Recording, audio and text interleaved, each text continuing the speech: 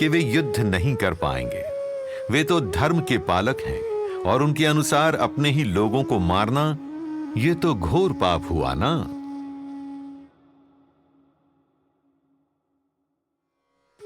अर्जुन बस चाहते हैं कि काश किसी तरह ये सब रुक जाए और उनका हाथ इस युद्ध में किसी के रक्त से न लिपट जाए।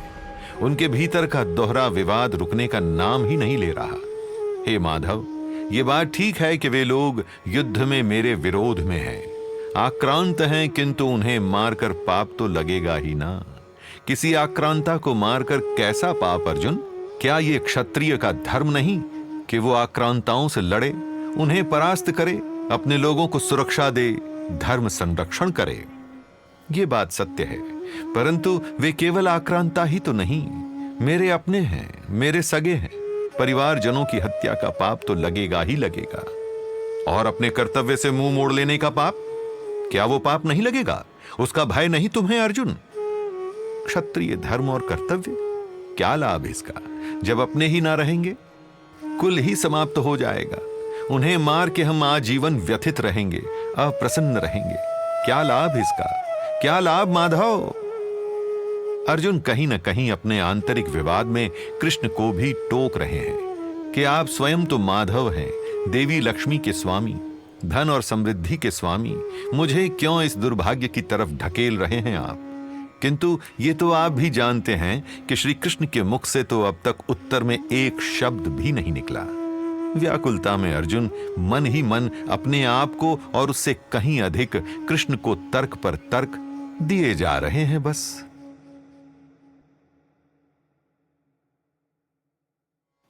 अर्जुन की वर्तमान मानसिक स्थिति से उसका पूर्ण व्यक्तित्व मत आंकिए। यह स्थिति तो केवल जूते में फंसे एक छोटे से कंकर के समान है, सुलझ जाएगी। और मन का कई बार यूं संदेह से भर जाना स्वाभाविक है। यह आंतरिक उथल पुथल भी स्वाभाविक है। निजी जीवन के लिए सीख लेनी है तो ये लीजिए। कितना आसान होता है यह कहकर निकल जाना कि मेरी तो इसमें कोई गलती नहीं। गलती तो कौरवों की है, वे ही भुगतेंगे, और जो भी उनके साथ खड़ा है वह भुगतेंगे, मुझे इससे क्या? किंतु अर्जुन अहंकार या आक्रोश में आकर ऐसा नहीं कर रहा। चिंतन कर रहा है, पूर्ण दायित्व ले रहा है युद्ध के पश्चात आने वाली स्थिति का भी। आपका जीवन भी, उसका अच्छा, उसका बुरा, उसका रस, उसकी निरस्ता, सब आप ही का दायित्व है। अकस्मात कुछ बुरा हो जाए, वो आपके नियंत्रण में नहीं, परंतु उस बुरे समय से निकलने का प्रयत्न, गिरकर उठने का प्रयत्न, दुख से फिर सुख की तरफ कदम बढ़ाने का प्रयत्न, यह तो आप ही को करना होगा ना। आपके जीवन का पूरा दायित्व आप ही का है ना, किसी और का तो नहीं। यही है सत्य। हां, जितनी शीघ्र ये जानेंगे, मन के सारे उत्तर फिर पहचानेंगे।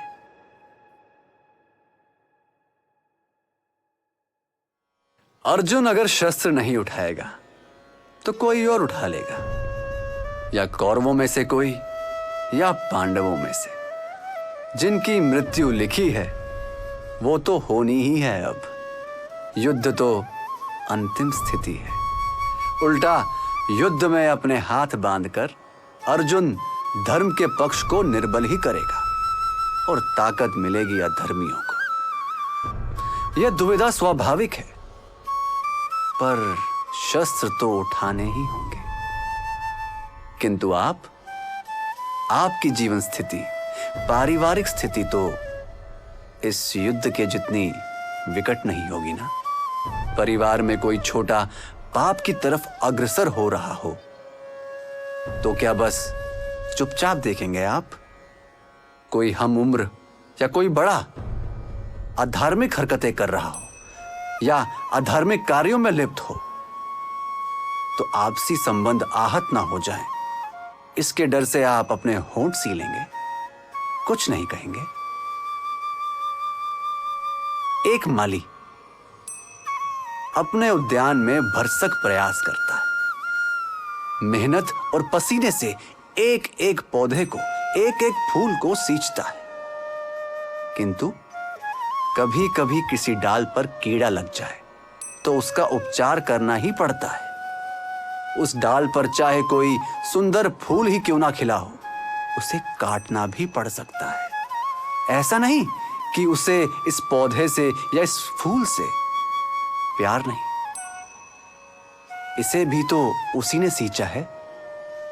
पर अगर एक डाल अस्वस्थ रही तो पूरा पौधा अस्वस्थ होगा, और यही कीड़ा पूरे उद्यान को भी बिगाड़ सकता है।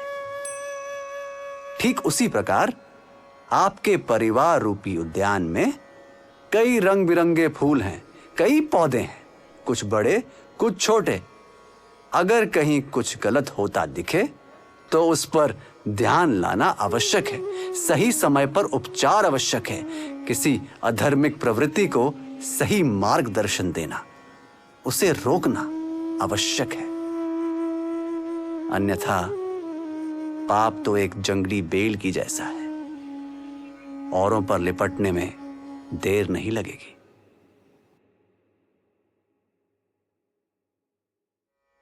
व्यावसायिक जीवन के संदर्भ में अवश्य यहां एक सीख मिलती है। अर्जुन उत्तेजना में आकर शस्त्र नहीं उठा रहा, सोच रहा है, समझ रहा है, पास के परिणाम भी और इससे कहीं अधिक महत्वपूर्ण दूर के परिणाम। वो सोच रहा है युद्ध में सम्मिलित होने वाले हर व्यक्ति पर इसका प्रभाव, जिन्हें वो पसंद करता है उन पर भी, और जिन्हें पसंद नहीं करता उन पर भी।